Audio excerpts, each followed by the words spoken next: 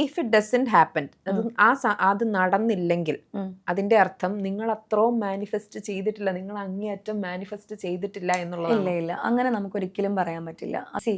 നമ്മളൊരു കാര്യം നമ്മൾ മാനിഫെസ്റ്റ് ചെയ്യുമ്പം അത് എങ്ങനെ നടക്കാതിരിക്കുന്നത് നമുക്ക് വരും എന്നുള്ളതാണ്. ഇനിയിപ്പം ഇപ്പം പ്രത്യേകിച്ച് പറയുമ്പോൾ ഇപ്പം റിലേഷൻഷിപ്പിലൊക്കെ പറയുകയാണെന്നുണ്ടെങ്കിൽ പലരും ചോദിക്കുന്ന ഒരു കാര്യം, എനിക്ക് ഇന്ന ആളെ വേണം, എൻ്റെ എക്സിനെ എനിക്ക് മാനിഫെസ്റ്റ് ചെയ്യണം തിരിച്ചെന്നൊക്കെ പറയും. അപ്പം ഇത് എന്തുകൊണ്ട് നടക്കുന്നില്ല എന്ന് വെച്ചിട്ടുണ്ടെങ്കിൽ വേറെ ഒന്നുമല്ല, അവളെ നിന്റെ ലൈഫിൽ വന്നാൽ നിനക്ക് വേറെ കുറേ മാനിഫെസ്റ്റേഷൻസ് ഉണ്ട്, അത് ചിലപ്പോൾ നടക്കാതെ പോകും. എത്രയോ ആൾക്കാരുണ്ട് പിണങ്ങിപ്പോയി ആൾക്കാരെ പിടിച്ച് വലിച്ച് തിരിച്ചു കൊണ്ടുവന്നിട്ട് പിന്നെ അതിനേക്കാളും വലിയ സ്വർഗം വിചാരിച്ച് തിരിച്ചു കൊണ്ടുവന്നിട്ട് പിന്നെ നരകത്തിലൂടെ പോയിട്ടുള്ളവര്, എങ്ങനെയാ ഇതിനെ ഒന്ന് പിന്നെ ഇറക്കി വിടുന്നെന്ന് ചിന്തിച്ചിട്ടുള്ളവര് അല്ലേ. അപ്പം അതുകൊണ്ട് നമ്മൾ ആ ഒരു ഇതിൽ നമുക്ക് ബിലീഫ് ഉണ്ടാവണം, മനസ്സിലായോ? ആ ഒരു കാര്യത്തിൽ നമുക്ക് ബിലീഫ് ഉണ്ട്. ഇപ്പം നമ്മൾ ഒരുപാട് മാനിഫെസ്റ്റ് ചെയ്തു, നമുക്ക് കിട്ടിയില്ല. ഇപ്പം ഇന്നലെ ഞാൻ ഒരാളോട് ഈ ചോദ്യം ചോദിച്ചതേ ഉള്ളൂ.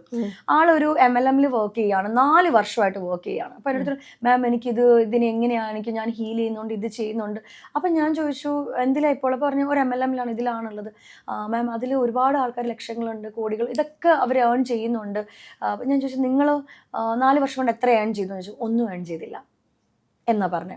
അപ്പം ഞാൻ ചോദിച്ചു 4 വർഷമായിട്ട് ഒന്നും നിങ്ങൾ ഏൺ ചെയ്തില്ല, 4 വർഷമായിട്ട് വേറെ ഒരു കാര്യം ചെയ്യാതെ ഇതിൻ്റെ ബാക്കിലാണ് ഇരുന്നത്.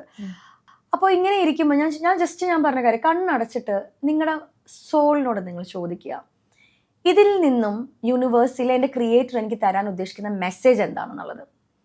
അപ്പം ഞാൻ കണ്ണ് തുറന്നിട്ട് തന്നെയാണ് ചോദിച്ചത്. അപ്പോൾ പറഞ്ഞു കുറച്ചും കൂടെ വെയിറ്റ് ചെയ്ത് തരാമെന്നായിരിക്കും.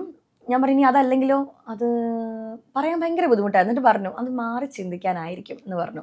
അപ്പം ഞാൻ പറഞ്ഞു എനിക്ക് കണ്ണടച്ചിട്ട് നിങ്ങളുടെ സോളിനോട് ഈ ചോദ്യം ചോദിക്കും, മൈ ഡിയർ സോൾ, ഈ 4 വർഷമായിട്ട് ഞാൻ ഈ കാര്യം ചെയ്തിട്ട് എനിക്കത് കിട്ടുന്നില്ല, എന്നാൽ എന്താണ് എൻ്റെ ക്രിയേറ്റർ എന്നെ ഇതുകൊണ്ട് പഠിപ്പിക്കാൻ ഉദ്ദേശിക്കുന്നത്, എന്താണ് ഇതിൽ നിന്ന് ഞാൻ മനസ്സിലാക്കുക? ഞാൻ പറഞ്ഞു ഫസ്റ്റ് തോട്ട് എടുക്കണം. ആദ്യത്തെ തോട്ടാണ് സോളിൽ നിന്ന് വരുന്നത്, പിന്നെ നമ്മുടെ ഹ്യൂമൻ തോട്ടിൽ നിന്ന് വരുന്നതാണ്, ബ്രെയിനിൽ നിന്ന് വരുന്നതാണ്, ഉറപ്പായിട്ടും നമ്മൾ പിന്നെ ചിന്തിച്ച് ഉണ്ടാക്കുന്നതാണ്. അപ്പം അത് മാം എനിക്ക് വന്നത് മാറി ചിന്തിക്കണം എന്നാണ് എന്ന് പറഞ്ഞു.